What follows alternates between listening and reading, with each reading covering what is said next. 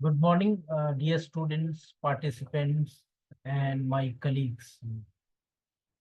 We welcome you all on behalf of Institute for Advanced Computing and Software Development and ETC of CDAC for this wonderful webinar on generative AI by Mr. Ravi Pratap, who is an alumni of IACSD. Give you a brief about our organization. We have completed more than 26 years, and we have been nurturing students on various domains. There are three programs which we run at IACSD, that is PG Diploma in Advanced Computing, PG Diploma in Big Data Analytics, PG Diploma in IT Infrastructure System Security. Along with that, we also have a program called PreCAT, which is a preparatory course for the CDAX entrance examination, which will be held for the students who want to join the batch in the month of Feb. That will be held in January. The last date for the registration for that program is a couple of days away. Those who have missed, probably those who have joined and would like to continue. There are my students also, those who are already, uh, you know, doing the course, the program. And you can see alumni is there who is working with BharatPe. So you also can achieve that success in your professional life as Mr. Ravi Pratap. We are a part of DY Patil Pratishthan. At Akundi, we have got two institutes. One is the DY Patil Institute of Management Studies, which is a MBA institute which runs 2 years program of Pune University, offering specialization in marketing, finance, analytics, HR, operations, etc. And of course, I have already told you about the IACSD, which runs three programs: PGDAC, PGDBDA, and PGDB DITIS. And we also have certification programs under the banner of DYPRF. We have certain modular programs under the banner of DYPS, which we run from time to time as per the requirements and request of the organization. To give you a brief about Mr. Ravi Pratap, he is an alumni of our organization, IACSD, and he passed out in 2021. He has a computer science background. He is an excellent data scientist. He started his career with an organization called Excalibur, and he is proficiently using data analytics, machine learning, NLP, computer vision, deep learning, generative AI, and LLM to address the challenging business problems. And so much growth has happened in the generative AI field that the more you dwell into it, the more you find that there is so lot of things, so many things which probably need to be done, and somebody has to be there at the helm of the affairs to contribute. And his mentioned that CDAC Big Data Analytics program has helped him a lot to manage large data sets, and he's committed to offering actionable insights for business growth and enhancing the customer experience. Currently, he is associated with BharatPe, located out of Gurugram, and we welcome Mr. Ravi. Good morning, Mr. Ravi. Good morning, sir. Thank you. Thank you so much for the introduction. I'll now hand it over the proceedings to Mr. Ravi. Over to you. Sure, sir. So, hi guys. Good morning. So, I hope you guys are doing great. I'm happy to see such diverse and eager group of student and professional from CDAC and here today. So, first of all, a big thank you to Keshav and CDAC for this opportunity. So, before we begin, let me quickly introduce myself. So, my name is Ravi Pratap, and I have over a half a decade of experience in data science and deep learning and generative AI. Currently, I'm working with BharatPe, as I mentioned, and I have been fortunate to lead several AI initiatives in the industry, working on real-time automation document processing, along with the customer experience-based chatbot, and even building advanced image analytics software. And trust me, guys, this technology is not just a buzzword; it's changing the industry as we speak. So now let's talk about the what brought us here. So let me share my screen. Just to welcome the center coordinator of YECSB, Mr. Rohit Purani. Yes, good morning, all. I So hope you will enjoy the session. just share few words because our current batch students are also there, right? Yes, they will also get knowledge about the generative AI. Also, they have curriculum of generative AI. Sure, So, yes. So, Ravi, you can continue. sure. Thanks. So, okay, I hope my screen is visible to you all, guys. Yes. Okay, thank you. So now let's talk about what brings us here. So just 1 second, guys.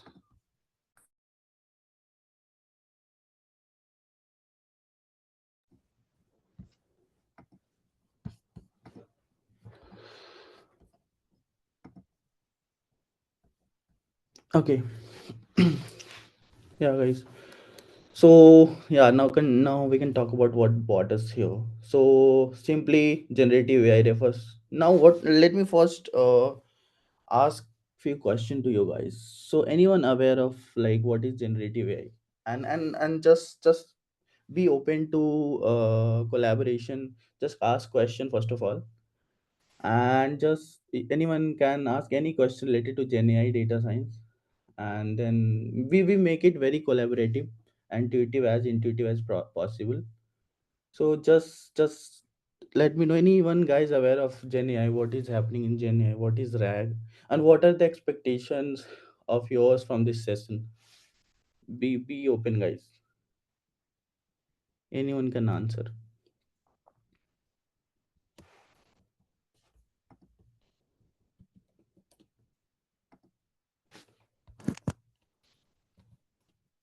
Hello. Okay, guys, no problem.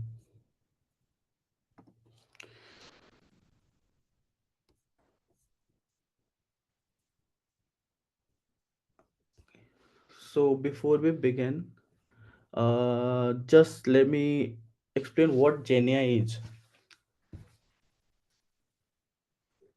So basically, 1 second, guys. I'm getting. Okay. So basically, Gen AI refers to the artificial intelligence that can create something new. So thinking of a chatbot writing a paragraph as creative as you would, or any AI tool. Let's say stunning visual based single text prompt. So you probably come across tools like ChatGPT for text, DALL-E for images, or even a Google Gemini, which combine the powerful capability of speech processing and embedding for tasks and like customer interaction and automation. So these tools showcase like how AI is moving.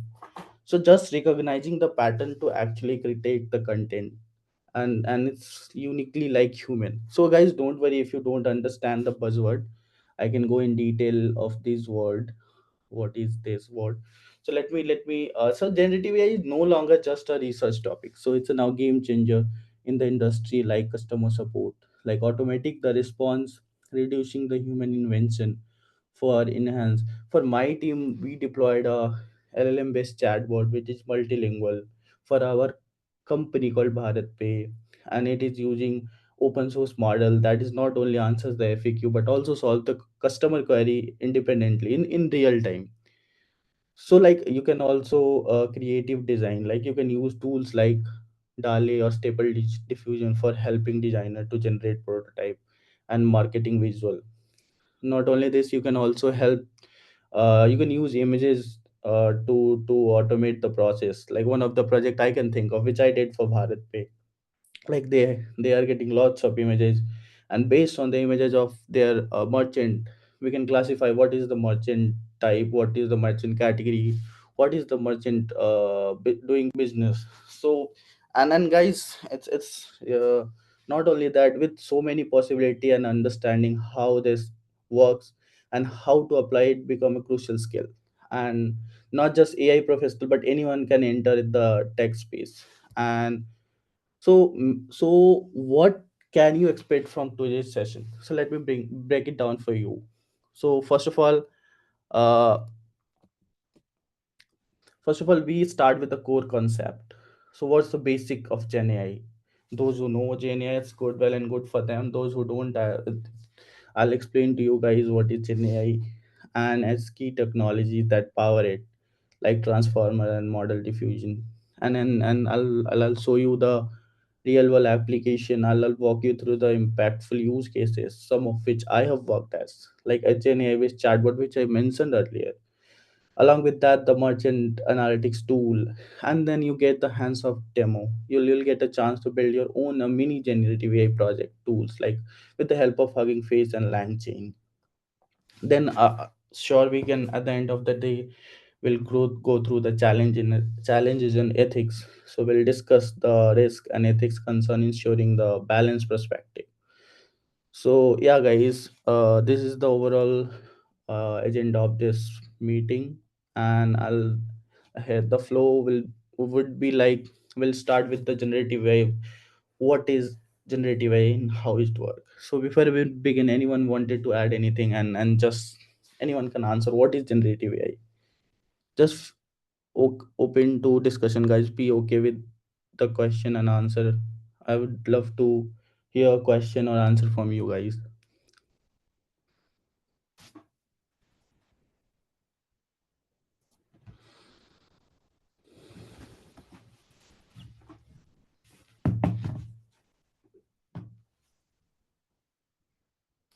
Someone is typing in the chat section.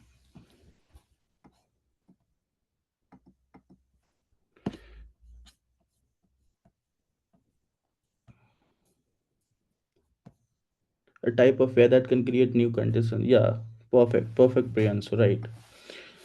Uh, right, Priyansu. So let me introduce what is GenAI and how it's work, and then we can deep dive the technology, exploring the tools like open source model, GPT, DALE, Hugging Face model. Then we'll hands-on experience, practical walkthrough building a GenAI, and then real-world use cases. So now, guys, before we dive in, let me ask you one of more question. How many of you guys use like tools like ChatGPT or DALE? Show your hands. It's okay. For those who haven't, don't worry. You're a perfect place to start.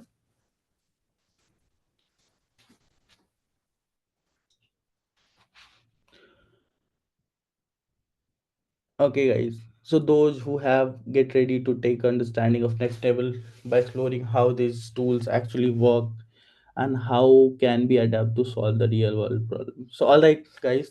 With that, let's get started on the journey into generative AI. And remember, this isn't about the learning, it's all about how you can take this technology and apply it to solve meaningful problems. So let's dive in.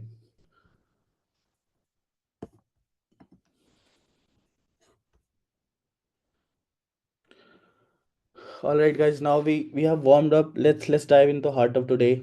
So now the session. Let me start with a simple question. What come across to your mind when you hear the term generative AI?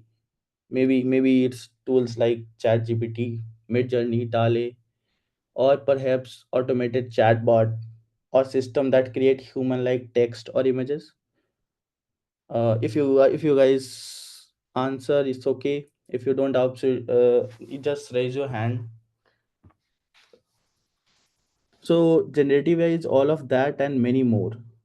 So generative AI, that refers to the branch. It's a basically branch of AI that doesn't analyze the classified data. It creates something new. So as Priyansu mentioned, it creates something new. Unlike a traditional model that gives prediction or label, these models generate output.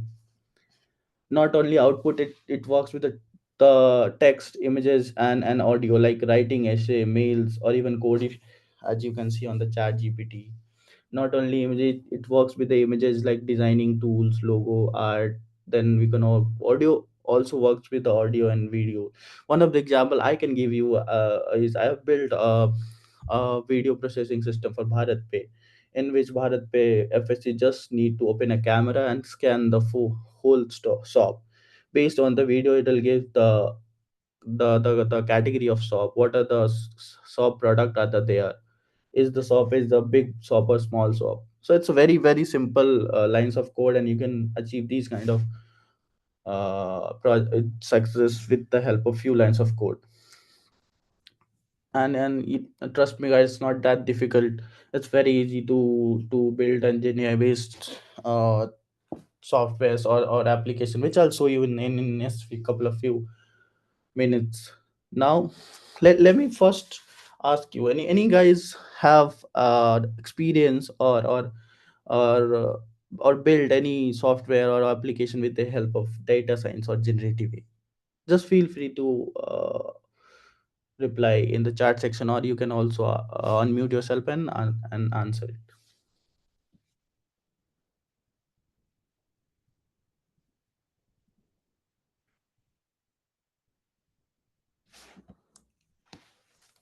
Guys, let's make this session interactive.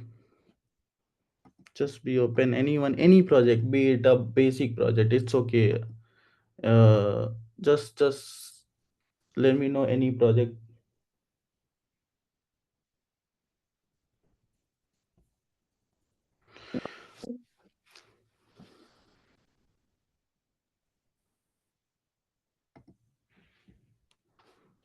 Okay guys, so I guess you guys know. Hi Ravi, I have used ChatGPT in Hmm, daily coding for the daily coding snippets, but hmm, not to build any application using it.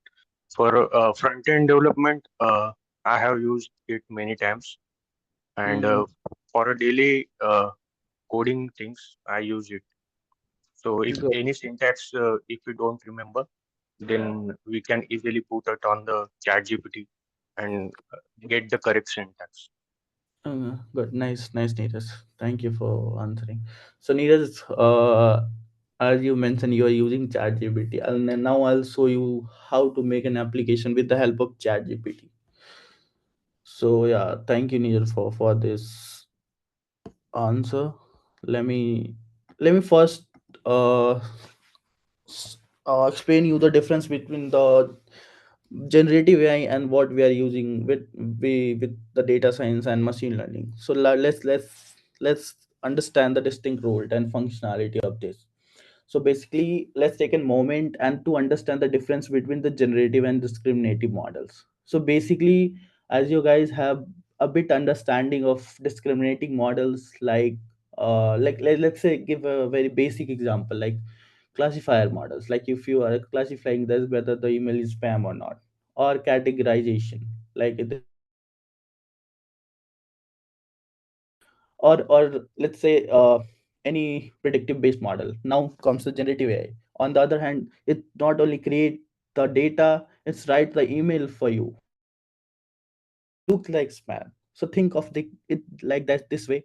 If AI were a chef, so the deterministic model would tell you what whether the dish is vegan or not, or vegetarian or not, while generative AI model would cook for a dish for you.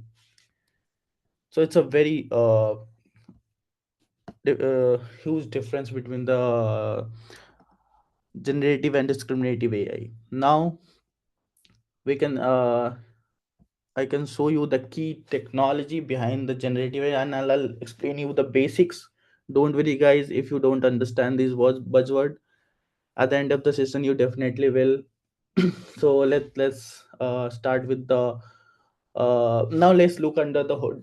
Generative AI powered several groundbreaking technology, not only transformer based model, but it is also diffusion based model. So let me give you the a brief about the transformer model. So basically guys, transformer model is the base architecture of any generative AI model. Before you start with the LLM or Gen AI, first you need to understand what is transformer model. We don't go in the details of transformer model, but if you guys wanted to explore, just explore a paper called transformer attention is all you need. It's a very amazing paper through which you'll get a lot of understanding how GenAI work. And so basically transformer is the backbone of the modern AI tools, and they excel at understanding context. So if I give you the example which include a GPT, so it's also a generative pre-trained transformer. This is the engine behind ChatGPT and processing text and generate high relevant response. If I give you some other examples like BERT, which is representation of a transformer only, while BERT does not generate, it provides a deep understanding of a task like summarization and classification. So there are n number of models and tools, models available in the market, which is built on top of this transformer model. So like if I give you the example of open source, if you guys have aware of that, there's a Llama 2, which is by Facebook. It's similar to ChatGPT, but it is developed by the Facebook. There's a Gemini from Google. There are Claude. So there are different types of model. You can go and there is a website called Hugging Face. You can explore the model, and there are daily there are two approx thousand of model are coming up with better accuracy and model performance. So think a transformer like a highly skilled multitasker. They can summarize, translate, even generate. You can work with the images with the help of transformer. Then there comes with the second architecture, which is diffusion model. So these model are the behind the image generation, which if you guys know about the tools like DALI, stable diffusion, you can generate images with the help of a single prompt. So they start with the random noise and then gradually refine it into something meaningful, like generating a resolution images from a sample text description. So picture this, like if you type a futuristic city in the sunset, you'll within a second the model will create a stunning visual that fits your imagination. And based on your input prompt, it'll change and edit the image as well. You can make a video these days. There are some model which can make a video for you. So this is not only that. You can get n number of use cases. You can build something new with the help of Gen AI with few lines of code, which I'll show you, definitely show you in the next couple of minutes. Yeah, guys, any question till now? Any question?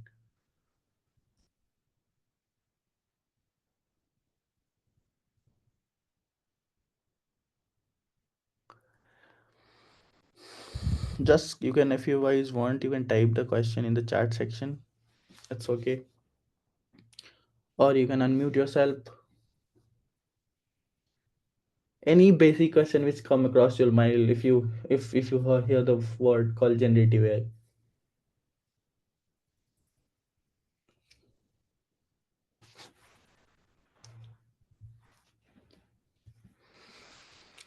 Okay, guys. Mm, you can move on to the next slide. So as I was explaining, GenAI is just reshaping the industries. Let me share some real world example to make this clear. If you guys can relate to the real world examples. So one of the things I did for our recent company, which is called BharatPe. It's a fintech company. One of project, I built a chatbot with the help of open source model, and it automate the multilingual support, resolving the 70% of query, and it's saving approx 5 crore annually for BharatPe. So just a simple few lines of code, you can save this much of amount for any company. So let me give you more detail about this project.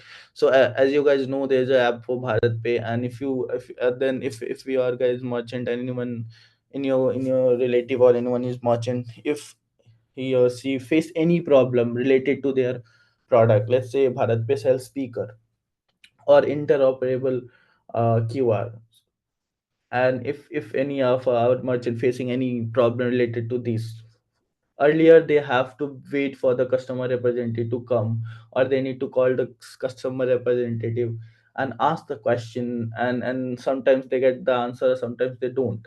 And even sometimes they face a problem. There's a language barrier between representative and the FSC.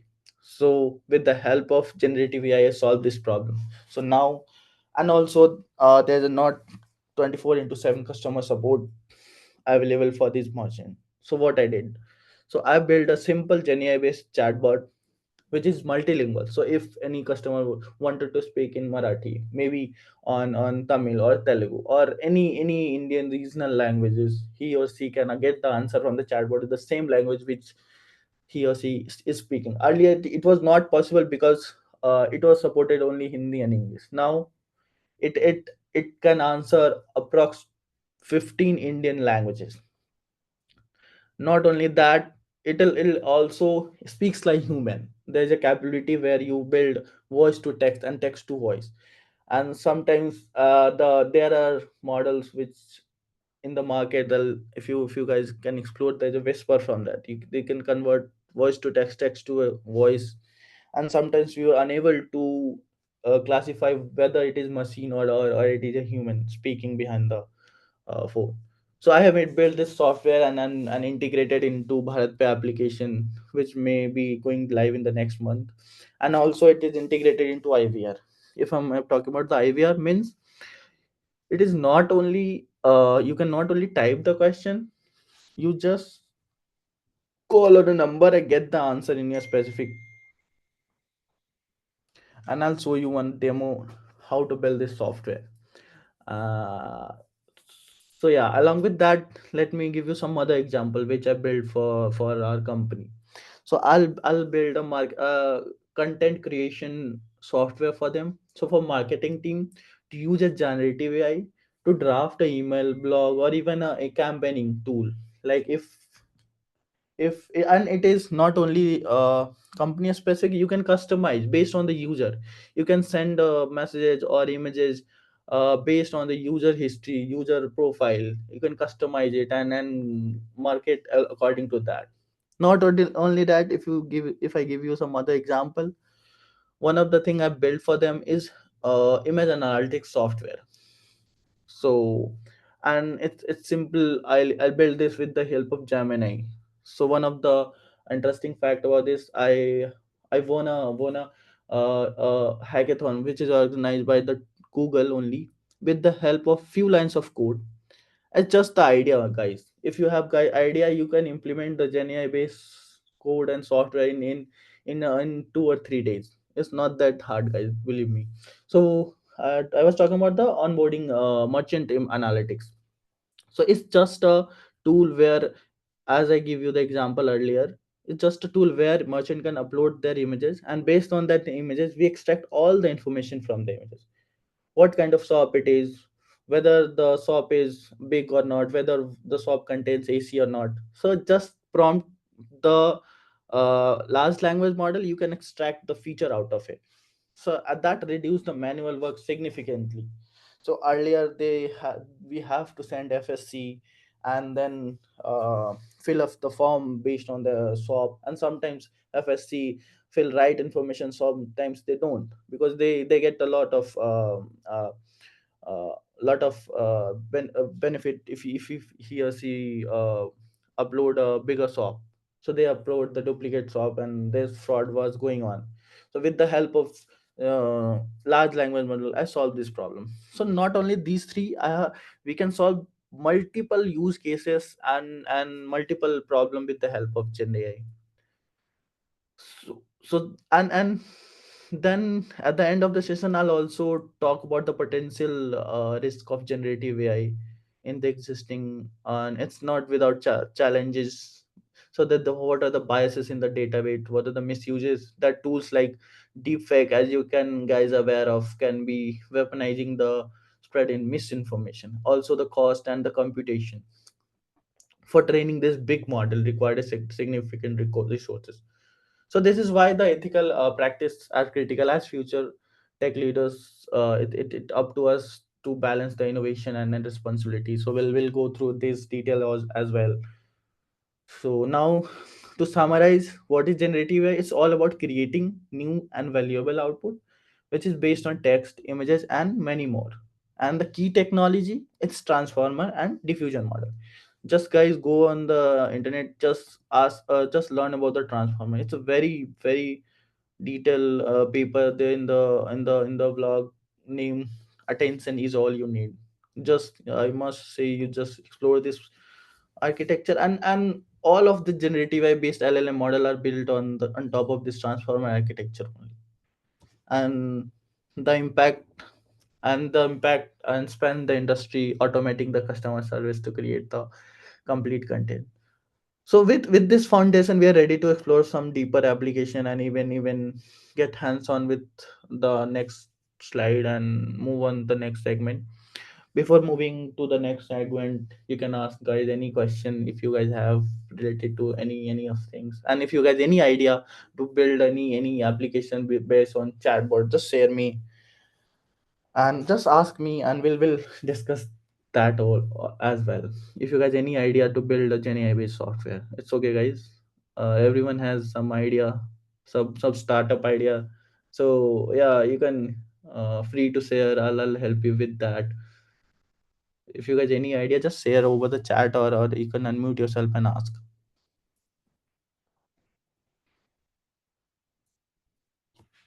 Hello. Yeah, hi.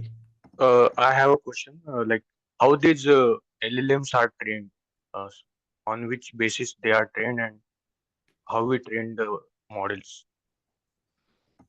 So how your question is how you train LLM model? Yes. So basically, LLM is trained on large number of data set.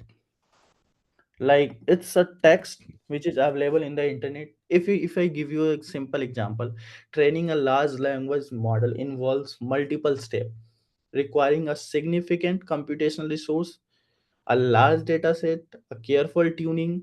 So let's say decide whether you are training for what you are training for, like casual language model. It basically predict the next token in the sequence. Let's say there's a word called I am going. So how GPT work? Based on I, it predict I am. Then based on am, it predict going. So it just predict the next token in the sequence. And then if you are going with the some other model like bot, so it just predict the marks token in the sentence. So first of all, you need to gather a large collection of data. So first of all, it's a nice question and very very good question. So you can use a diverse and high quality data. Like you can go through the books, article, or the web data, or if you are building a specific user specific LLM bot. Let's say if you are building a chatbot for lawyer or hospital or any fintech industry, then you need a domain specific data. Then you convert the text into format that model understand. So guys, understand this. As you guys student of computer science, computer don't understand the language of text, it understand the language of maths. So typically using a subword to tokenize. So if I'm using to word the tokenize, just understand it convert word into vector. Vector means maths, so it's convert word into mathematical representative.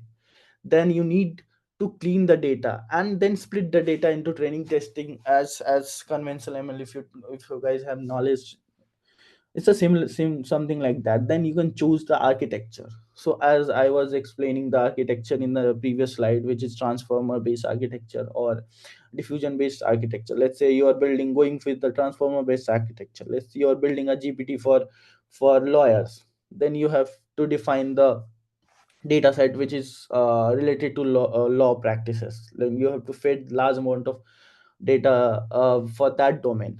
Then you define the number of layer you want to train. Then that's a simple transform architecture is like ANN, multiple permutation and combination of ANN architectures. So hidden layer per unit, attention layer, if you guys know about these words. Then you randomly initialize the weight and the train the model.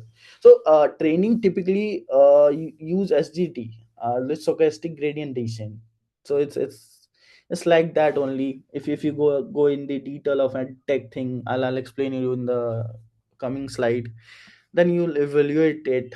And if you don't want to train a model, if you just wanted to use the understanding of trained model, and give your understanding. Like in our case, we are building a chatbot for lawyer. We'll take a existing model like ChatGPT or Llama or Gemini or any open source like Mistral. These are the names of model. You can guys go and explore on Hugging Face. Let me show you few models which is currently on. Just go to the Hugging Face. It's a very amazing website where you get lots of model daily basis. So this is the website, and there are multiple resources available. You can go and read those papers.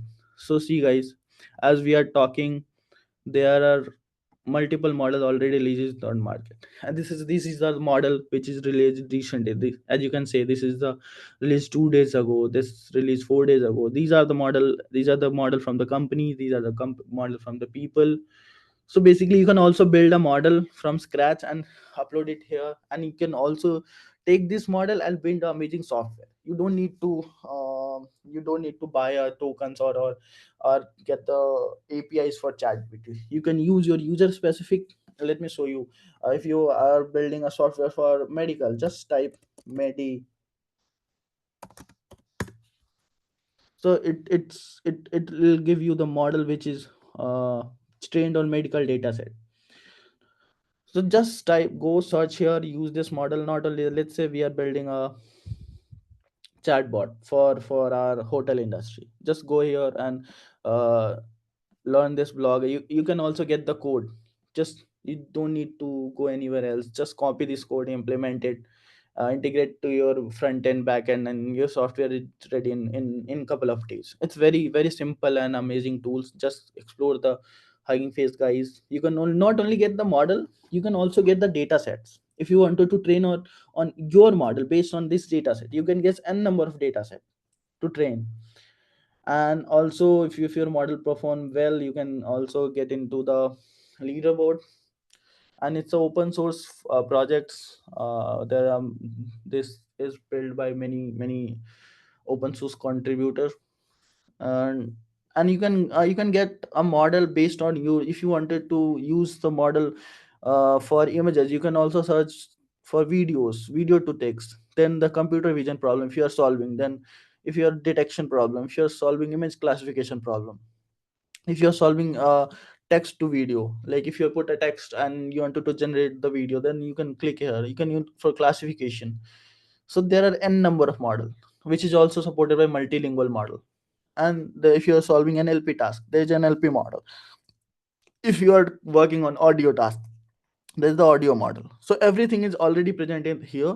You just need to go here and find the best model suitable for your use case and copy it and use it in your daily basis, and build a software based on this.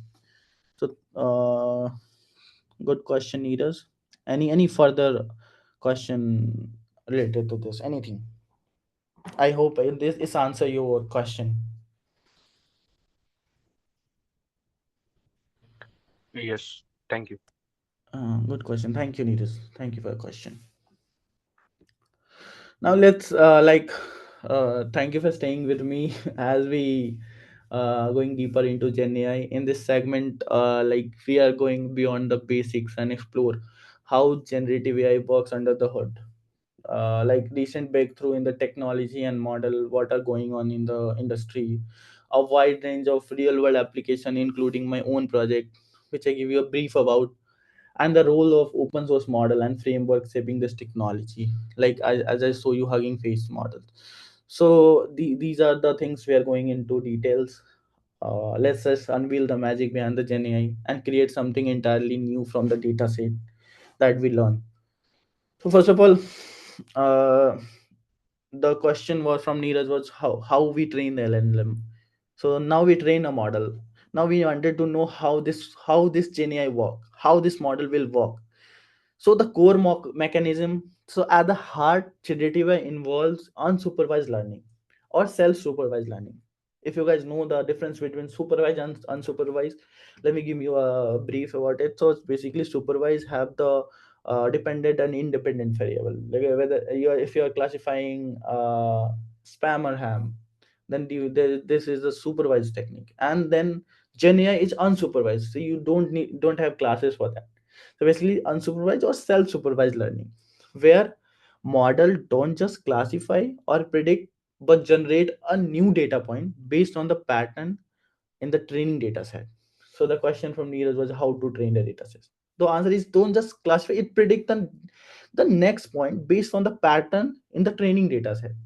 So if I give you a simple breakdown, it's like training a data set where text or images or audio or from a foundation model, like learn the relationship or even the outlier. Like during the training, the model use a technique called attention mechanism, which is from the paper, same paper which I was mentioning. The tension is all you need, and then the back propagation to minimize the error and its prediction. So it's generation phase. In the generation phase, it's not model predict the next word in the next word or pixel. It's also sound based on the learned distribution of the data. Like for example, if I give you the example, let's take an example of chat gpt model. Like chat gpt, if you prompt a once upon a time, it will predict a word likely forward based on its has the learning. So it will predict it's based on its learning. And the key technology powering the generative AI, so we focus on the core technology and the concept like transformer. So these are the big breakthrough of one of the most modern AI. So it is introduced by the paper, same paper, tension is all you need. Then it revolutionized the model and process the sequence data. So like if I give you the few examples of model which I was showing on the Hugging Face, GPT based model like General for text generation, then Llama models for open source, or fine you can fine tune your model. Take the model and keep the understanding of the original model and fine tune and give your like domain data to the model and train need your model is ready. So Hugging Face include a pre-trained transformer. Like if you are for working with multilingual, suppose you are wanted to build a chatbot for farmers which don't understand the English, then in that case you can use multilingual model like Bloom, which is from Facebook, then T5, then Distilbot. With the help of these model, you can build a chatbot where farmers can ask a question related to their crops or related to anything like pesticides, anything like that in their regional language, and it will help them a lot, guys. They because in our country most of people don't understand English. So to build a program or a tools in any language, you can build any language. So guys, you can also, I'll show you how to build it. You guys can just explore it. I'll give you the links, codes, and my GitHub profile. You can go there and use one of my repository to build these kind of amazing software. And if you guys have any idea, just share it to me. We'll work it together and definitely make it the software. So now, as I was explaining the architecture, now there's some other different type of architecture. So diffusion model, where basically it works with the images by gradually denoising the random noise. So means what I am denoising means, let you get a images which is noised, and model is try to predict the next pixel based on the noises, based on its learning. So like if you go and search a model called DALI, so if you give a prompt, simple prompt, like it'll make your photorealistic images, like stable diffusion. It's open source and widely used for creative tasks, which I was using in one of my project, which I was explaining to build a user specific marketing technique. So there's some other architectures called GAN. So there are different architectures. So basically these three architectures are most hyped architecture, and not hyped, it's working very well. So newer development and innovation in Gen AI is rapidly going on. So let me highlight some recent development which like as you if you guys know the Meta, which is from Facebook, is recently launched a Llama 3 model. So it rumored that it enhanced the efficiency and multi-model capability. Multi-model means it will not only works with the images, text, it will also work with the video, audio. So this is a multi-model which is from Llama. You can guys have aware of, if you have exploding, there's a Mistral model. So it's also a open source model. there's a Claude model. So if you guys using ChatGPT for coding, I suggest try Claude 3. Its focuses on it's more much more way advanced and trained on uh, good data, and can generate a code even better than ChatGPT sometimes. So if you, an OpenAI is also working on the images based model like DALI, and again you can fine tune and adapt the technique. You can use a technique to fine tune your models. These are the advanced technique which will go, and next slide and I'll show you those techniques as well. And if you guys any question up till now, just ask, unmute yourself, ask any question, any idea, anything.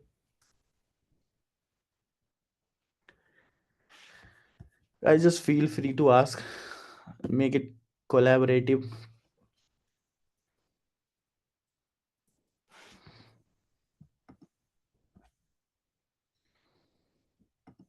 Any question, guys. I won't judge you. If it is very basic question, it's okay. Just ask.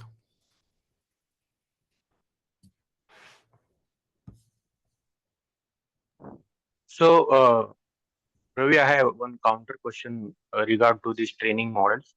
How, Mm-hmm. which technologies we use to convert the data sets so that these models can learn, like backend technologies which are we are using to convert the data sets To convert the data set, so that this model can learn. you are asking how model learn. Yes. So, from the data sets, how these LLMs learn, like which technologies are used. Okay, how the LLM learn? Okay, good question. So basically, as I was explaining, LLM learns in a way similar to general machine learning models, but not on not a much larger scale, with emphasizing the specialized architecture which I was explaining. So initially, if you ask how LLM learn, it's based on the weights and architecture. So models start with the random weight in the transformer built architecture. Like if vocabulary, if a token like split into smaller unit, like each token is mapped with an embedding vector. Embedding vector is uh not anything like, it's like a mathematical representative. So it predict the next token means next word, and the token is converted into embedding, which is called positional encoding. So sorry guys, going much technical. So in simple word, it passes through a multiple layers, each having attention mechanism which focus on relevant part of the input, compute the relationship between the two token, like this word and its previous word, and output the weights based on its combined weights. So in simple word, I can give you that if you are teaching a, sorry guys, if you uh, if you in simple word, let me rephrase it. If you guys are aware of CNN based architectures, the you have a given input on some data. Like let me give you a transformer architecture example. The cat is on the, then model predict what comes next on the mat, on the floor, then check the error. The model predict its prediction is compared to the correct word mat. If it's wrong, model calculate how far it was, like this is the error, and then adjust the improvement. Like the model adjusts the initial rule weights to reduce the error. So the adjustment happen through a step by step process called back propagation, and the model will predict repeat this process with a lot of example, gradually improving its prediction. So in bigger picture, the more example the model sees, the more data it sees, the better it learn to understand the pattern, how data grammatically, contextually, and meaningly over the time. It is become really good at generating accurate and context coherent text. So basically, it's predict the next word based on the existing. So this is how a LLM or large language model Hello, Ravi. train. Yeah. I have one question. That Okay. I have basic understanding about the difference between the LLMs and the diffusion models. Uh, Okay. so basically, LLM gives the output of natural languages, will generate output of natural language, and the Mm-hmm. diffusion model generate images, right? Mm-hmm. Both of them take input as a natural language, right? Mm-hmm. So, what makes the basic architectural difference between both of them? So they generate different outputs like image and the natural languages. Okay. First of all, a very good question. So if I give you a simple difference between the LLM model, transformer based architecture or diffusion model. So LLM focus of understanding the text, like example, writing a essay, answering a question, translation language. And on the other hand, diffusion model focus on generating images, audio, and other media by progressively improving the random noise. For example, ChatGPT. And if one of the uh, uh, differences I'll give you in terms of data, LLM is trained on text data like book and website. Diffusion is trained on image data or audio data. So basically, it's all the mathematical representation of images or mathematical representation of text.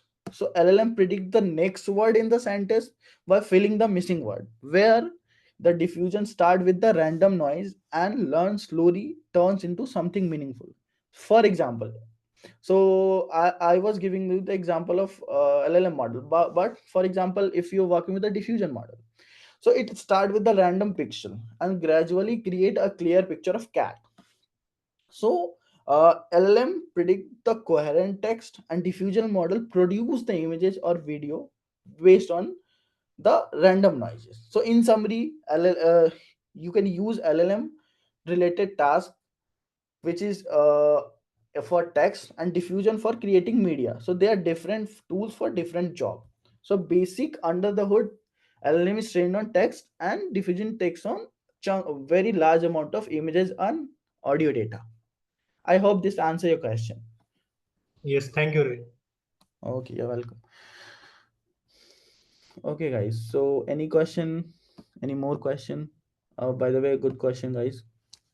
And I have seen you guys have a bit understanding of Gen AI, and yeah, good understanding of Gen AI, and working. You guys are already working on diffusion and transformer based architecture.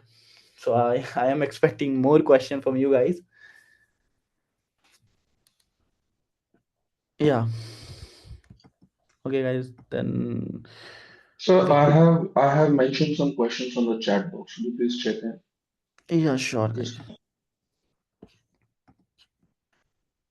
Bunty, how LLM learning different from regular NLP based on technique like word to vec and okay, which architecture LLM using other than RLN and transformer, and why it is called large language model, what specifically large in it. Good question, Bunty, and yeah, it's very basic question. So if I give you the answer of your first question, what is the difference between the NLM and NLP, the regular NLP? So NLP focused on teaching computer to understand how human work. Like it's a science behind how to process a language. Where in the other hand, LLM is specific for model trained within the NLP. So it's not like that. It's just advanced version of NLP designed to handle a large scale text understanding and generation. So NLP cover a wide range of tasks like sentiment analysis, text summarization, machine learning, like translation, speech to text. LLM specialize in large language tasks where with deep understanding and generation of human text. So basically, it's it's it's it's uh it's conversational AI. So it generate LLM generate an NLP just solve your problem based on the problem statement, like sentiment analysis. It just give you the sentiment of the word. It do not generate like text summarize. It summarize the pages in the words, in lines. So these are the NLP covered things. And then LLM generate, it will write essay for you. It will elaborate a topic for you. It will help you in coding. So NLP can use for simple traditional technique, which is mostly rule based, like bag of word. If example you mentioned the example of bag of word and TF-IDF, I guess, then these are the NLP technique. And LLM use a advanced deep learning technique, particularly transformer architecture, which is your next question. So for example, NLP uses a small program to identify if an email is spam or not. And then on the other hand, LLM, using ChatGPT or any model, write a full essay for you. Like NLP is a broader field of the science, and LLM is powerful and modern, like modern time. So it's just a advanced version of uh, advanced version of LLM NLP, and much powerful version of NLP. And your next question is the architecture. Which architecture LLM use other than RNN and transformation? So one of the architecture which I was explaining was a diffusion architecture, which is for image related. But guys, there are multiple architecture, but no one comes to closure when it comes to the transformer. So it's published in 2018, but still at this day no one paper comes even closer to this transformer paper, or this RNN paper, so LSTM paper. So there are n number of paper, but mostly these transformer based or RNN, or one of the uh, some other architects apart from these two, which is creating a lot of buzzword these days, it's a diffusion model. And why it's called large in large language model? So the large means it is trained on large data set, means a large chunk of data which is already present in the market. Like uh, it refers to the size and the model, like the parameters.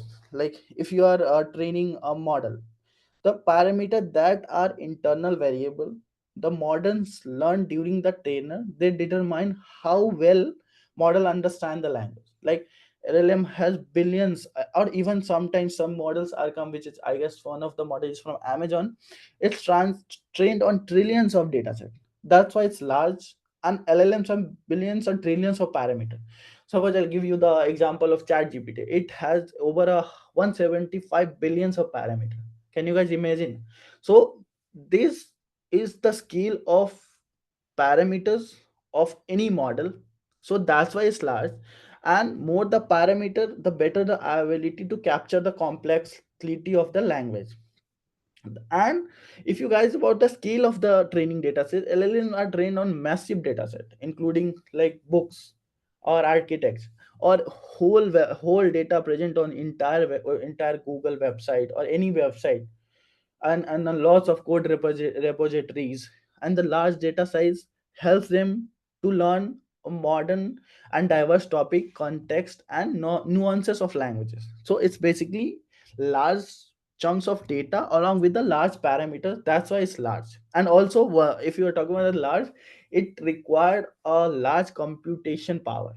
So to train these massive data and these massive parameter, obviously you need a very good and very large GPU and TPUs. So that's why it's also large. So I've give you three examples. First of all, it's parameter, that's why it's large. Second of it is data set, that's why it's large. And third of is its resource utilization, that's why it's large. So basically these makes the model, any large language model, large. So I hope this answer your question. Three questions. By the way, Yes, sir, all. thank you.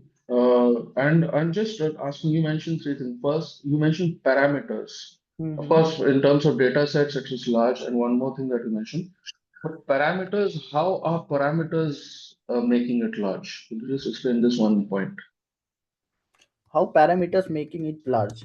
Yeah. So it is trained on billions of data sets, and Yeah. to train these billions of data set, it is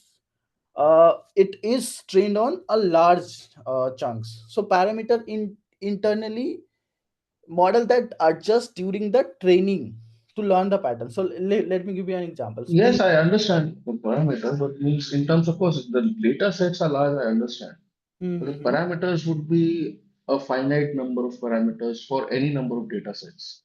So mhm. based on parameters, how is large defined based on parameters? This is what I want to understand.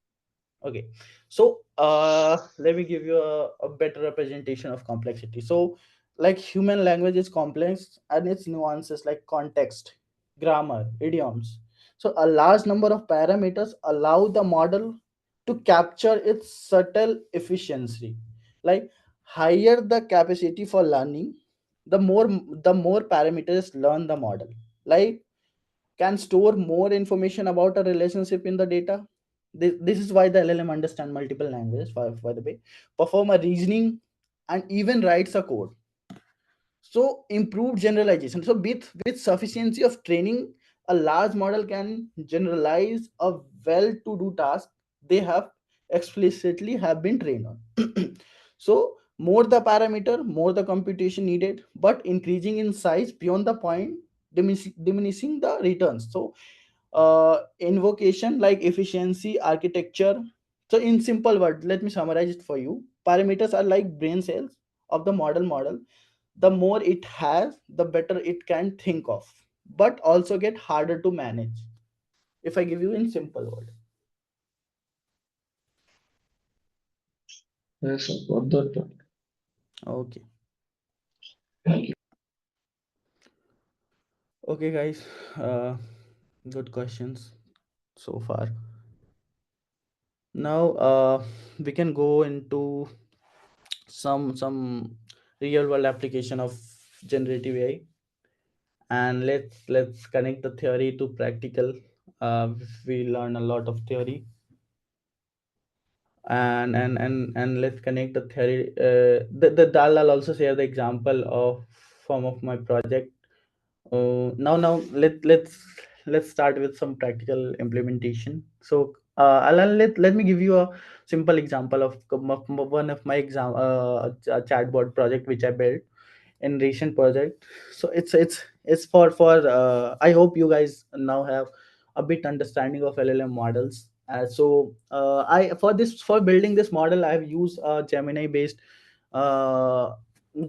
model to build a chatbot, the multilingual chatbot which I was explaining. But obviously you need embedding models and vector databases. In my case, I use Quadrant Pinecone for contextual search, and also you need a voice to text and text to voice. For this, I utilize WhisperJex and also JavaScript based responsive case. So this solution overall saves approx 3 to 4 crore annually. But I'll show you how you can build the same. So now, and one of the let me give you one of the another example which I already given you, the content generation and image processing software. So I'll give you the overview of those software and help you build a LLM based chatbot as well. And open source contribution which I'll show you, which I already show you, that are the Hugging Face models and hugging and apart from that we'll discuss about a bit about LangChain. So simplifying the AI work for summarization and document retrieval and integration. So for instance, using LangChain, you can create a chatbot that retrieve the context from the document. You can store it in the vector database. And what is vector database? This is also a very interesting topic. You can guys also explore this. We cannot go much detail about the vector databases, but yeah, this is one of the interesting technique and industry experiment going on in the industry. And you can not only that, you can also uh, use this vector database in structured query as well. There are a lot of experimentation going on, so I'll encourage you guys to explore that as well. But I'll give you the one of the small example how I use vector database for my chatbot. So and also the LangChain part, so it's the orchestration framework. So for example, if you are building a machine learning model, then you use the TensorFlow or Keras. If you're building a deep learning model, then you can use Keras and PyTorch like that, TensorFlow like that. But if you're building LLM based model, for that you need our orchestration framework like LangChain. You can create a chatbot with few lines of code with the help of this amazing tools called LangChain. I encourage you guys to go and have some understanding, basic understanding, because it require you to build any chatbot based architecture. Let me show you one of the website for the LangChain, and it'll provide, it is already have very amazing documentation. Go and explore this, and it will not only it helps in development, it also helps you in deployment as well. So go and explore. There's a lots of resources, blog, customer stories. If there's just breakthroughs already, documentation, amazing documentation. There next comes to the Langsmith, which helps you for your deployment purpose. And then there comes Landgraph, which helps you to build agent for them. I'll explain you a bit detail in going forward. And not only Python, you can build same thing in JavaScript as well. If you don't understand Python, it's okay, guys. You can build this with the help of JavaScript as well. So just explore the LangChain website. You can get a very good understanding of how to build a generative based software. There are others orchestration framework as well in the market, but nowhere comes closer even when it's come to the best orchestration format. There's a Haystack, there's a Llama Index, but this is the best orchestration framework you can try. Okay.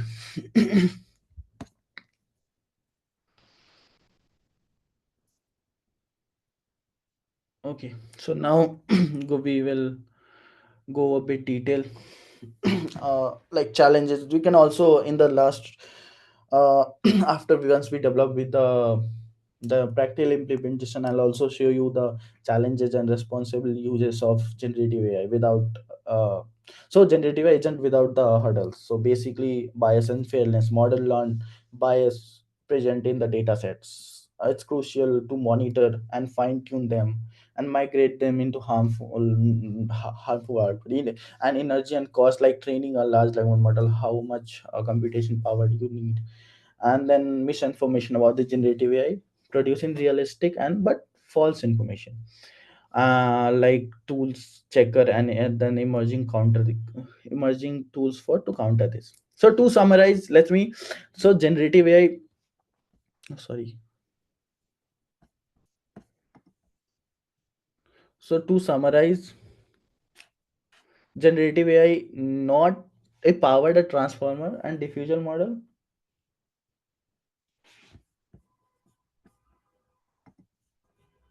Sorry, so but each have their unique strength. So recent involves like Llama 3 and Mistral, how open source is democratizing the AI, and the application range from customer support to create an art to potential enormous. It potential is enormous. You can build n number of software with a few lines of code.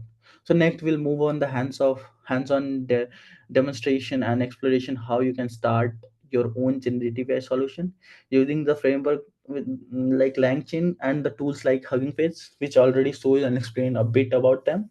So let's keep this energy high and dive into the next section, which is called use cases. So I'll first of all I'll explain you few of the use cases which I solve, and which based on this you can also get an idea how you can solve the problem statement based on the use cases. So all right, so now jump into the exciting part of the session. So real world use cases. So there's nothing theoretical, nothing we can do about the theoretical knowledge until unless we implement in the real world. So you have seen how generative AI works in the theory, and various tools like powering it like LangChain and Hugging Face. But now in the next few minutes we'll cover about the projects I have worked on addressing the challenge and implementing the solution. Few of you already have the basic understanding. You guys you can relate to it, but those who don't worry, you can get a bit fair understanding how you can build a software and how you can build GenAI powered software, if to be precise. Now So global industry example where GenAI has delivered a transformative result and insight into the open source contribution, like how you can leverage them, like the model which I showed in the Hugging Face, how you can utilize them to build your own model. So let's start with the use cases closest to my work and gradually explain to a broader industry application. So first application is automated customer support. So as I was giving you the example of our chatbot for multilingual chatbot for our BharatPe. So it's a customer support, and the biggest beneficiary of this generative AI. So there are a lot of research happening in the terms of RAG-based architecture chatbot. So businesses contextually seeking a way to provide a far faster, accurate, and more effective services. So let me walk through a chatbot project which I have implemented and address the pain point. So basically, like problem statement was there's a high volume of calls and messages from our merchant and like our users coming to our websites or our IVR means our call centers, and then a long waiting time. Also, if you guys have faced these similar kind of problem, like if you have any problem related to any product, if you call any number, any company's number, you have to wait for some times and to get your problem resolved. To solve this problem, to tackle this, we design, or you can design and deploy AI powered chatbot by implementing it. And also, not only text to text, it also helps to voice, like if you speak and it will get the answer from the database and translate into your language in real time. So I'll show you these use cases in the next slide, and I'll show you the code demo as well if you guys, and also share you the code if you guys wanted to explore and wanted to implement it in your site. So this slide already explained you about the text generation, image generation. So these are the problem statement you can solve. Like you can solve problem related to text, you can solve problem related to image, you can solve problem related to audio. Not only that, you can also video use problem to solve with the help of audio, video. And this is the and one of the example which I'll demonstrate you guys is conversational AI. So this is how conversational AI was in and how it evolves in past few years. So basically, we started with the simple rule based chatbot. There you just paste your query, and based your query which is already mentioned in the database, based on your query it will answer the understand is like if else block. Then it comes to the much intelligent chatbot where rule based plus database query. So simple chatbot features like dynamic answer based on the user information. Some, let's say, if I'll give you the example in my chatbot use case, someone wanted to know their settlement status, like whether they are eligible for loan or not. Then the rule based plus database query comes. Then comes the visual agent, like rule based plus machine learning, there the NLP technique used to build a chatbot. Now what we are doing, what the industry is doing right now, this is uh, uh, where generative AI comes into picture and solves the not only the if else based, it will answer the dynamic question based on the user question and user input. So this is the basic evolution of any conversation in AI was, and we are focusing about the Gen AI part and how to build a Gen AI application. And this is the use cases. Let me give you a fair understanding and fair things how you can solve the problem. Let's say you are a sales and marketing expert. You can build a chatbot, or you can build image generation tools for your sales and marketing team. Let's say if you are for accounting services, you can use this and build to help them to do the accounting and all this. So LLM now have these days has reasoning power as well. Then you can build a customer support, which I'll show you how I built and what was as I explained what was my problem statement. Then you can solve a problem for your HR team and finance team, then yourself for IT help desk. So if the question which is already repetitive and you can solve using a simple statement, you can build it and implement it. Obviously you cannot solve a level 2 type of problem which is more complex and need a lot of understanding. So LLM lacks there, and still there are a lot of uh, uh, lot of going on in the market to build it much more robust and accurate in terms of chatbot. So now I'll show you the chatbot which I built and what are the features for that. So let's say the chatbot I built, its name, first of all, its name is Bharti. You guys can also explore in a month, maybe from next month. So it's a platform which not only chatbot, it's a customer support along with the voice of merchant. I'll explain you what is the voice of merchant, then product recommendation, and then post onboarding intelligence. So let me uh, brief you about these features. So first of all, let's say customer have any question related to any product. FAQ, general FAQ. Let's say you wanted to know the status. What is the BharatPe speaker? So what is BharatPe QR? So by the way, BharatPe is the first company which built the interoperable QR. So now we are building an interoperable speaker. So interoperable with, you can if you pay on the Paytm or phone pay QR code, it Bharat Pay speaker will also announce their transaction.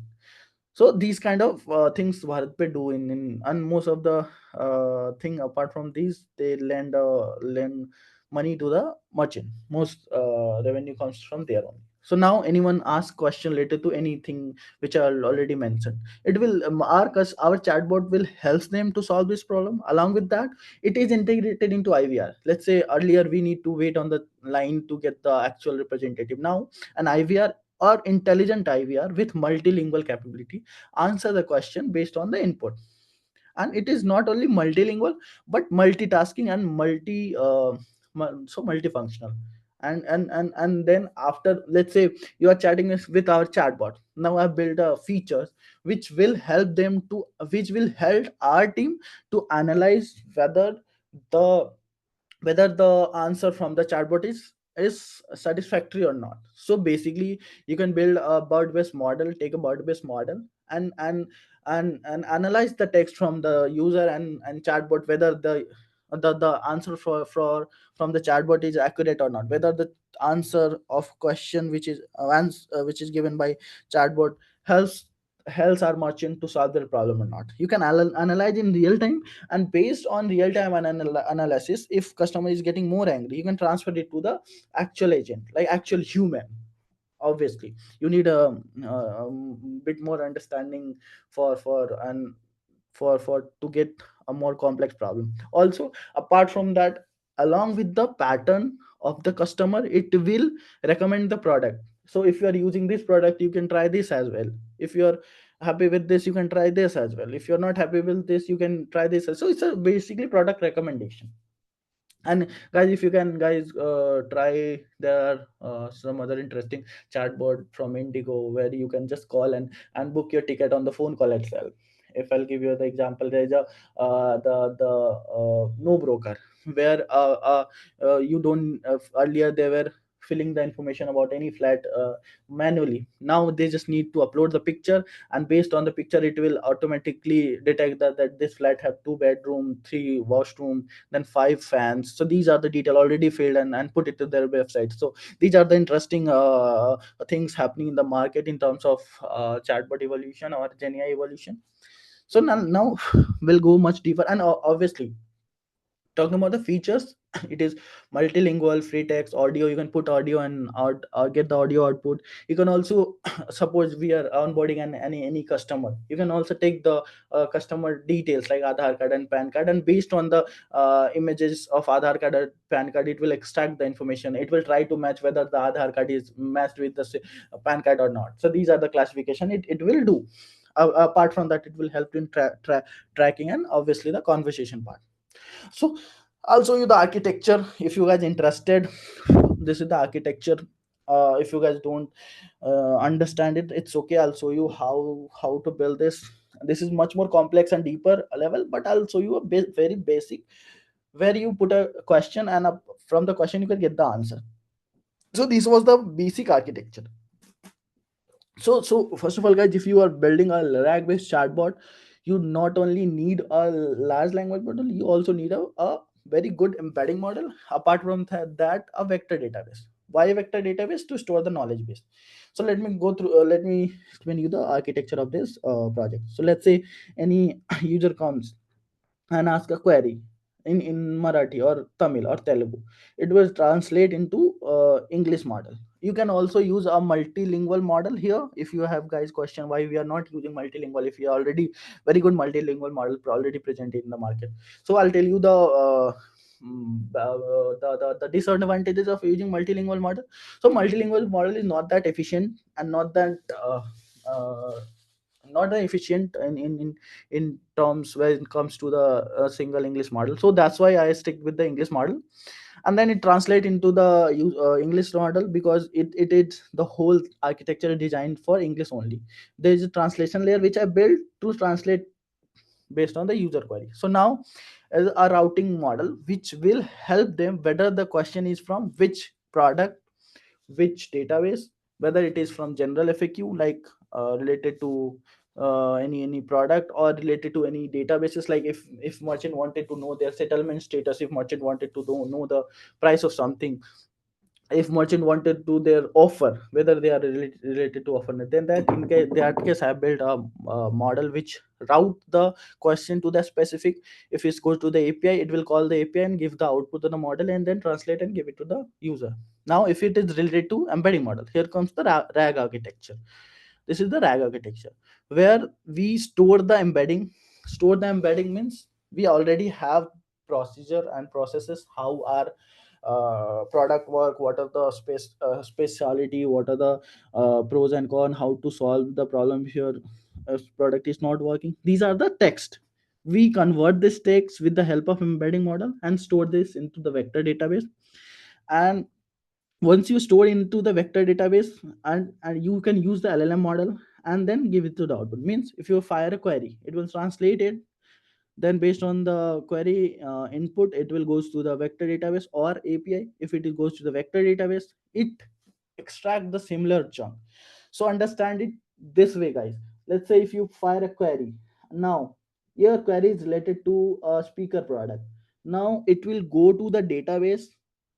First of all, it converts the question into embedding, which means mathematical representation, and now go into database. And based on this mathematical representation, we already stored the mathematical representation of our PDFs or our product.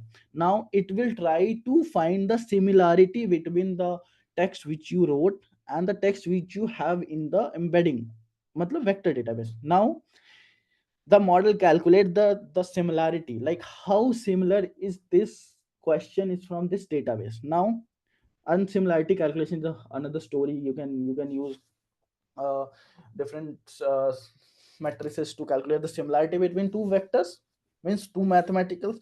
And then if it is similar, it will retrieve the context and give it the output to the model. Now this is the whole architecture of any RAG based, and I can say this is much more complex architecture of any RAG based software. So yeah, guys, any question up till now?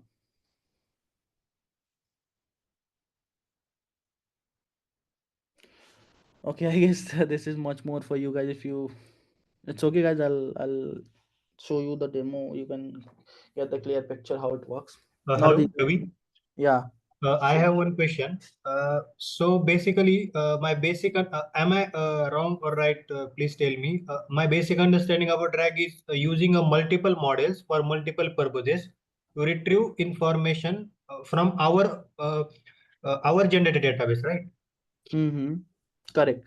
So right, you can use multiple model, and you can use multiple data set. If you have data set related to images, you can put it into some other vector database. If your data set related to text, it will store into the vector database, and based on the your user input, it will try to get the similarity between the chunks and get the answers. So yeah, your understanding is correct. For example, I want to make a RAG, and the RAG should be multilingual. So I would use the translation model, one translation model. Mm-hmm. Then for my database or the data set, I used one another model for embeddings, Mm-hmm. and for retrieving information, another model for retrieval. And if I have, so for example, another purpose, so I want to generate images like a basic data flow diagram from it. So for Mm-hmm. I need on another diffusion model for it, right? Means Correct. multiple models, multiple purposes, right? Correct. Yes. So yeah, multiple model, multiple purposes, and in that case I'll show you the agent. Here comes the agent in LLM. So agent is nothing, it's just a architecture where you can use multiple model as you explain. And you can see the this block how this agent works. So there's a multiple LLM here, and then based on the question and query from the user, it will deviate the question to the specific LLM model. So here the agent comes into the picture. You can use tools as well. If you are calculating, if you're using any mathematical thing in your project or in your chatbot, you can call a tool which will help to do mathematical calculation. So as you guys can aware of, LLM does not do a very good reasoning. That in that case you can wanted to use a tool which will help them to do the mathematical calculation. With the help of agent you can use tool. Suppose if you wanted to know the weather of any specific country, and then LLM has thought don't have that information in real time because it is trained on the past data. So you can use agent will use tools which will get the temperature of any country or any city and give it to the LLM. So yeah, you are right, you can use multiple LLM model and combine with the help of agent to solve the multiple problems. So yeah, it's like that only. Good question, by the way. I hope that answer your question. Yes, yes. Thank you. Okay. Okay guys, so now these are the models I have used. If you guys have interest, I'll share it to you. You can guys go and explore, and I will not go in much detail, but because that will go a lot for you. This will a lot for you, but yeah, I'll give you a brief. These are the architecture and models. Majorly I use fine-tuned version of Mistral. If you guys have understanding of Mistral, then LLM model I've used BG and Nomic. And vector database I use Quadrant. Also tried multiple vector databases. So all of these are open source and free only. You guys can also explore. I show you this model selection and architecture slide. You can guys go and explore. And to build this, you obviously you need this technology. Someone from the chat asked me to show my project in detail. So I guess that answered his question. Apart from that, I already explained you the LangChain to build this project. Now this is the tech stack you need to use, as you guys are computer science graduate or uh, big data training, so you already have familiar with these tool. So to build a data infrastructure, you can use Python. For if it require a query, then you could use any SQL based or NoSQL based databases. Obviously you need uh, quadrant for vector database, and to host a model. So hosting a model is one of the different and whole lot story in generative AI field. I'll explain it to you guys once we'll go at the end of the session. So now, and for AI and machine learning, obviously you need LangChain, and which I already explained. Go and explore. So two things you must explore, guys, LangChain and Hugging Face. Now for translation, if you are building an multilingual, you can use translation APIs, or you can use model which translate the text.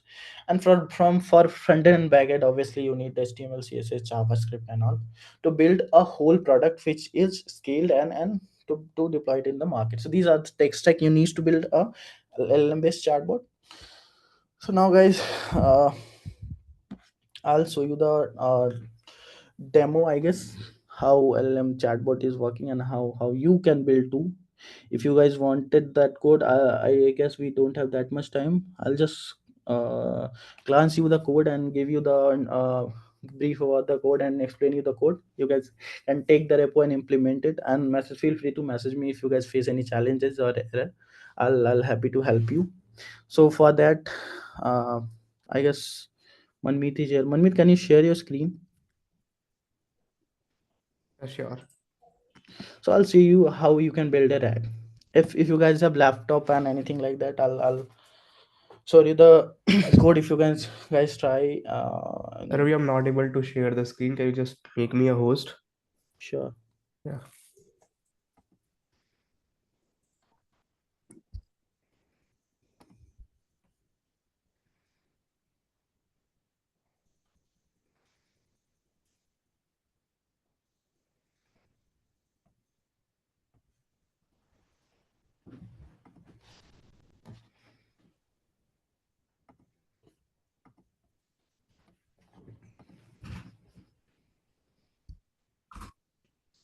Manmeet, can you share it now?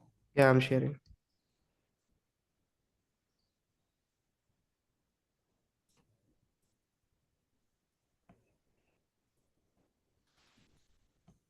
And guys, if you guys wanted to understand my project and what I did in this Is industry, it visible? yeah, yeah, it is, it is. So I'll happy to explain you that project, as well as I'll give you the repo, a basic repo, how you can build different kinds of software. I'll give you the one of the Excel where I stored the use cases. How if you are solving any any audio related problem or any video related problem, you can go just click there and get the models and code there. Manmeet, can you show it the framework which we have built for any LLM use cases? Yeah, sure. So guys, I'll show you one on one Excel which I prepared, and I update that Excel daily on the daily basis. So how you can solve any problem. Let's say your use case is classification, then how you can solve using prompting. So these are the technique. Don't go in the buzzword prompting, open source model, deep learning, and generative AI. So these are the problem statement. It just you can see these are the model which at that time is very efficient and good for solving that problem. You can just click on this and you can get the GitHub repo. What GitHub repo you wanted to follow, just go there and solve your problem with the help. I implement this code. It's just a very simple and very efficient which I built. Just this is the code to build that application. So it's a very research and detail oriented Excel. I'll must share you, and I encourage you to take any use case. Let's say text to speech or image object detection, and go click on the model and solve your problem statement. Okay, so now we will take a moment, and now we'll save a RAG based architecture. How you solve a RAG based architecture to build a open source large language model. Guide for before we start. If you guys wanted to know much detail about my projects, I'll happy to help and give you the project detail and links. And now I just wanted to ask any question up till now, any suggestion, anything, whether we are going whether you wanted to know something else, then we start with the actual implementation of the use cases,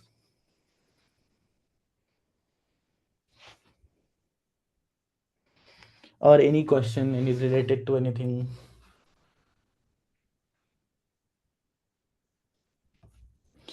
Okay guys, I hope no question as such. uh let's do a hands-on activity. I'm build a mini Gen AI, not build, I'll show you how you can build and give you the overview. So now my uh, like objective is to help you to build a simple RAG based chatbot. This chatbot leverage a generative AI model. You can use open source or closed source model, and you can combine with the knowledge base for vector data as well.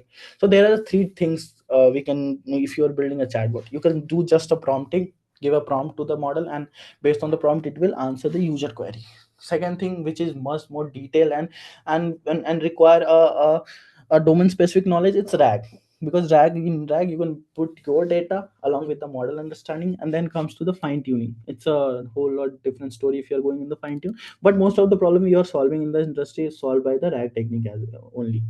So now before we dive into the hands-on activity, let's quickly understand the concept of RAG. So now RAG combines two powerful AI technique. So yes, first of all, retrieval, as the RAG suggests, retrieval argument generation. So two things combine here: retrieval and generation. So retrieval fetch the relevant information from the vector database or the document. Let's say you have a document on now you just make a vector and store in the vector database, and then retrieval helps to fetch that information. And then generation. So use the generative AI model to create the comprehend response based on the retrieval. Let's say if your user asking question related to anything, now based on the question, you RAG will find out the relevant answer.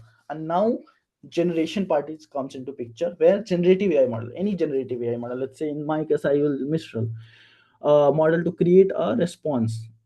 for example, instead of making the generative model for guest information about, let's say you're building a guest information about the CDEC training program, so you feed the exact content from the database and generated the response, ensuring the accurate and reduce hallucination in the chatbot answer.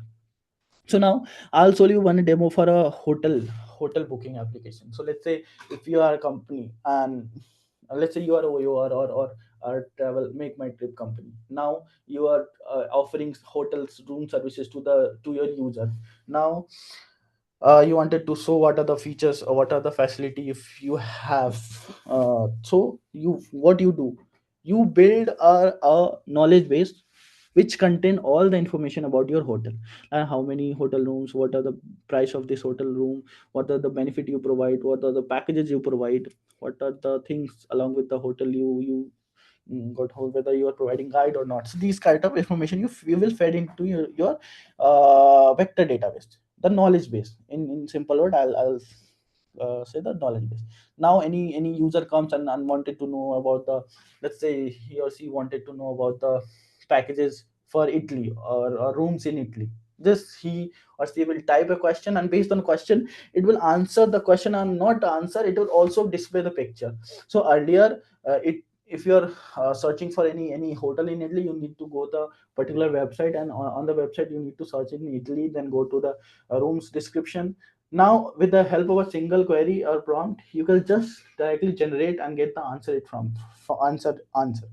So now I'll show you the demo. First of all, I'll give you the code walkthrough. So again, so you just need to, first of all, I hope all guys have a bit understanding of Python. Not a bit. You guys a CDEC student or final student, you must have the understanding of Python, I hope. uh, Anyone can answer based, or you can raise your hand if you guys have understanding of Python.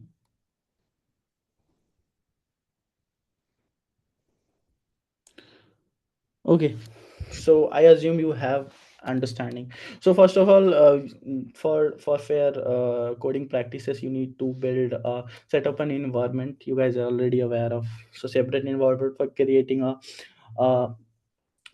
a model, or any software or tool. So for creating, you can use conda and create the Python. Obviously you need Python to install. And then to create a RAG application, the dataset can be in any format, such as audio, images, video, or text. For the use cases, we have dataset related to hotel in textual format, which have been stored in the PDF. Manvit, can you show it the PDF? And if the dataset not in textual format, you can process it and apply. So this is the dataset. This is the PDF which contains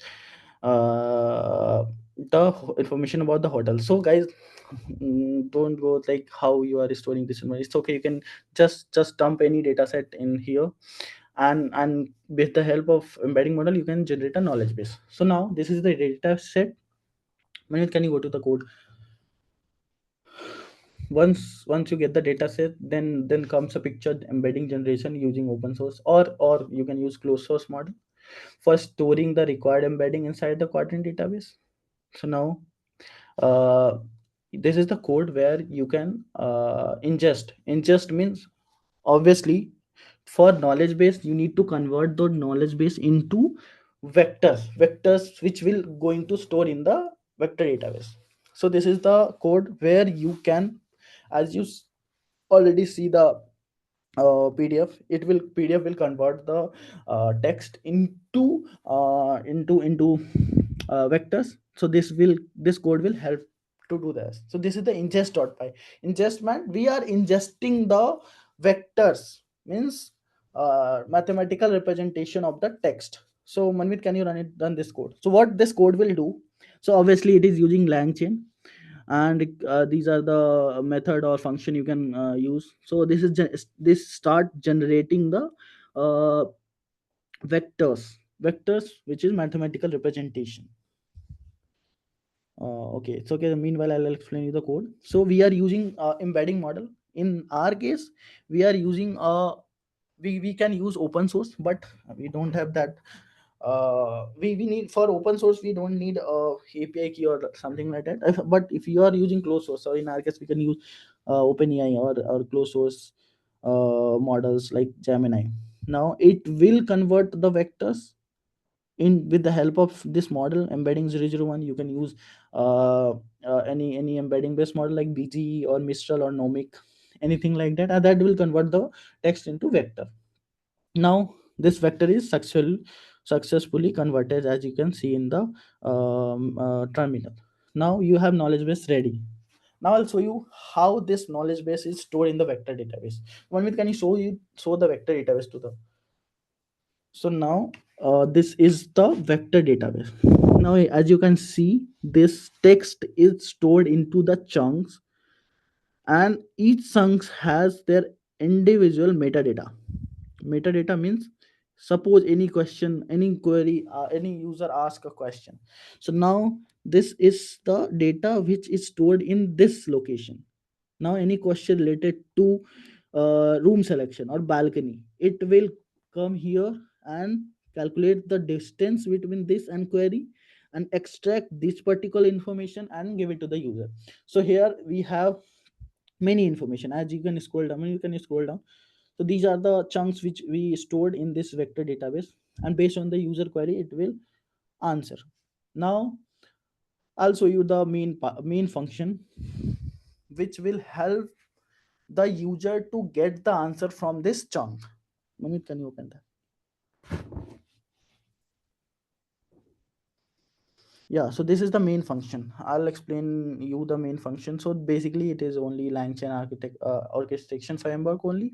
So what this main function in doing, it is getting the relevant chunk from the database, and with the help of LLM. So can you, Manmeet, can you show the LLM? So here this is the LLM model. This is the model Gemini Flash 002, which we were using here.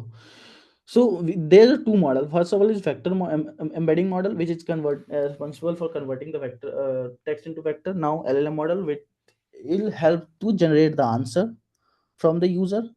If you guys wanted, I will explain this code in detail, but it's self-explanatory. You just need to glance it. There are 3-4 things in it only, just the vector database, the embedding model, and the LLM model. And obviously if you are using Hugging Face model, you can use Hugging Face model. Now we'll run the main file.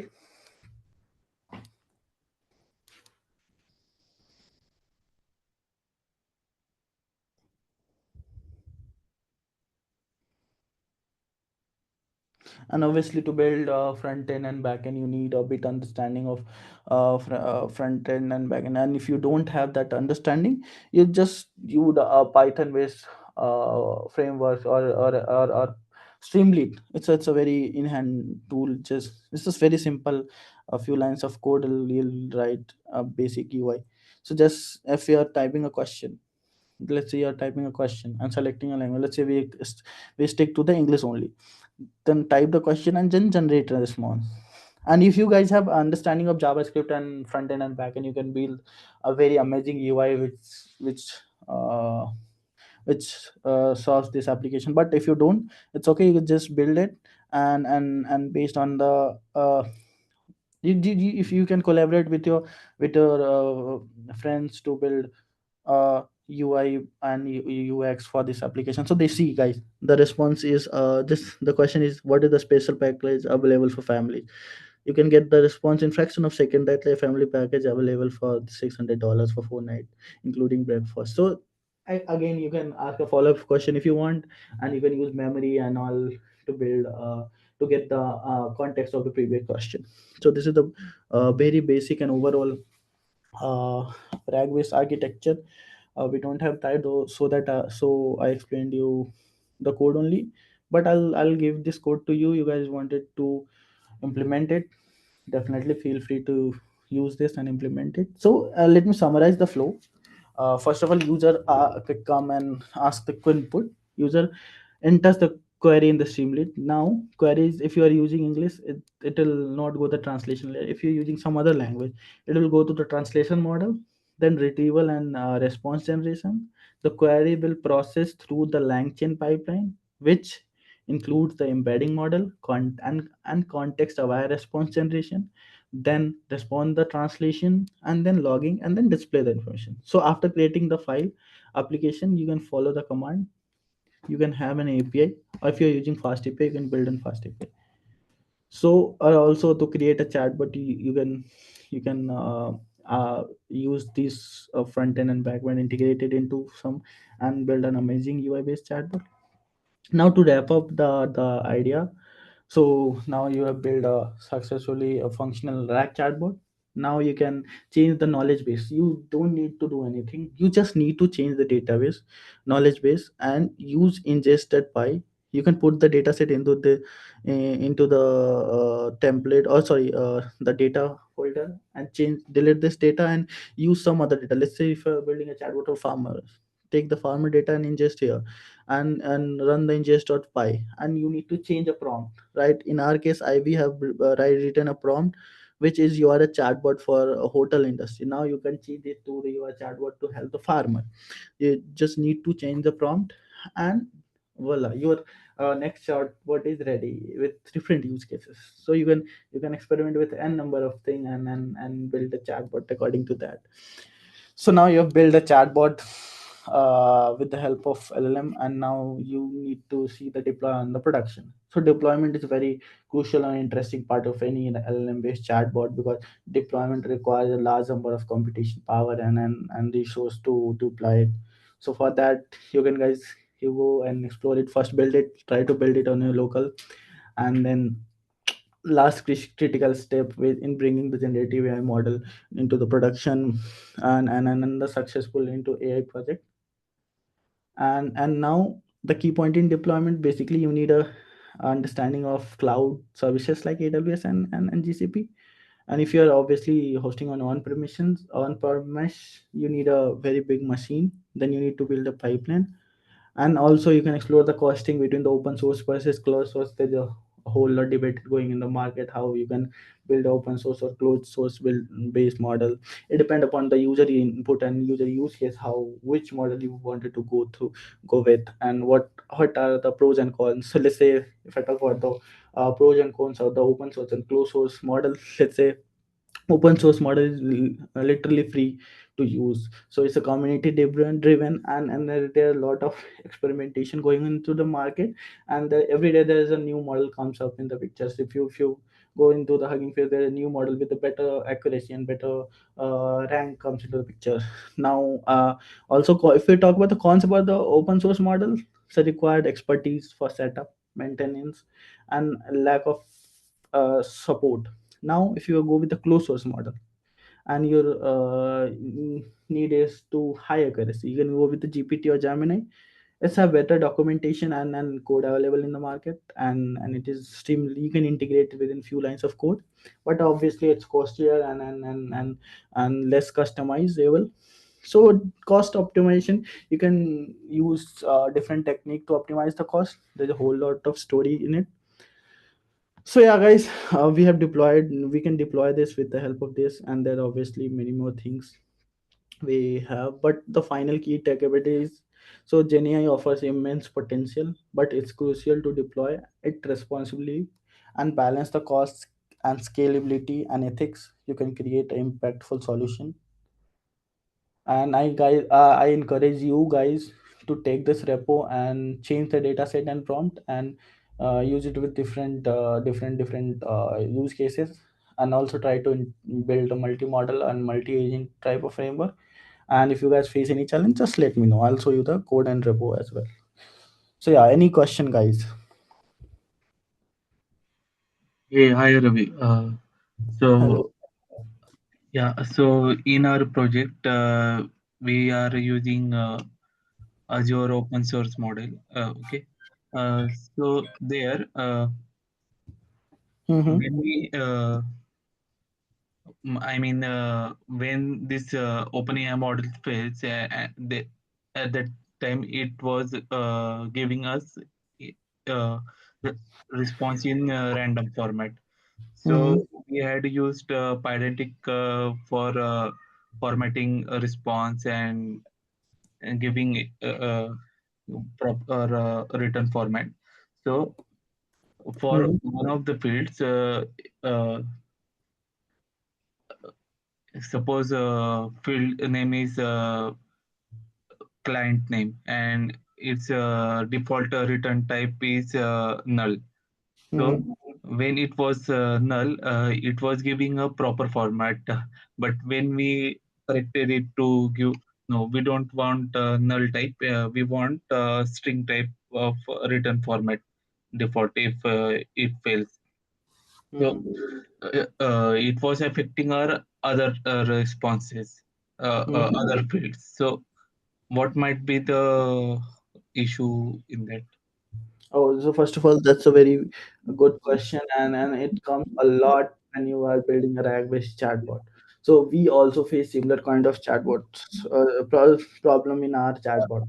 So what we do, I'll explain it to you. So you can do a routing. You can use a routing technique. What routing technique do based on the user query? So let's say user query it's related to null, then it will divert your query to the specific function which will call that a specific response. Now how you can do this? So what, first of all, what is semantic routing? So let's say you typed a question related to something.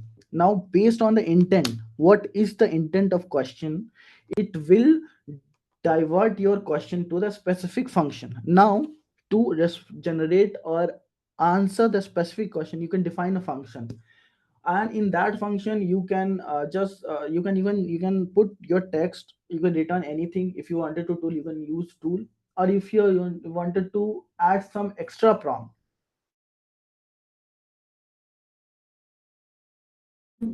to specify or to use semantic routing, I encourage you to explore that routing technique.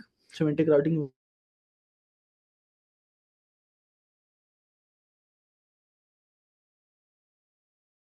Sorry guys, sorry, my internet got disconnected. Am I audible?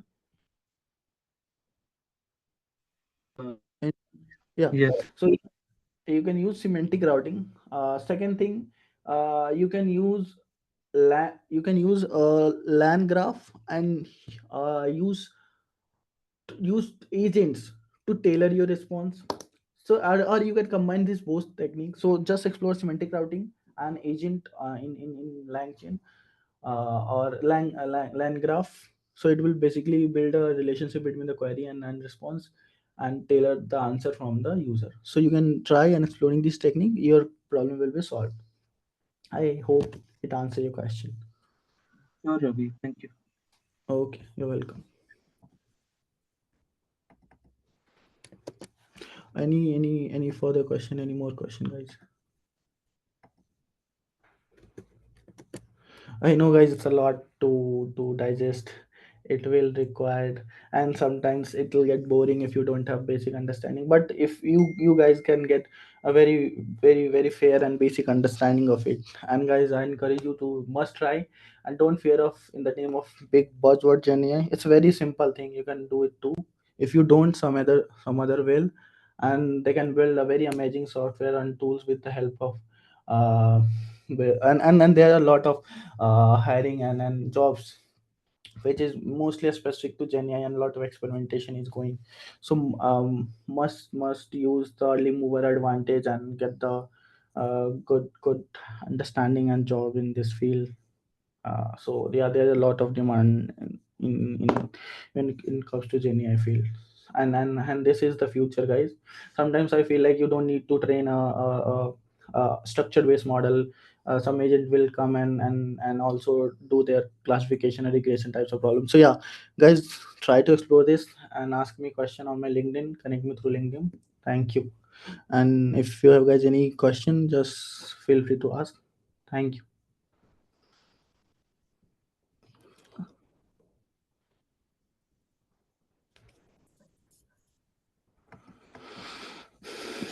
Okay, please share Excel. Please share the feedback. Please share the feedback. Sure, I'll share the Excel and the links which is useful for your development. I'll share it to you. Thank you, guys. Thank you so much, sir. It was very helpful session for students to understand how Gen AI works, how LLM works. And Mhm. I hope all the students will connect with us further for their queries. It was very nice session. Thank you. Thank you so much.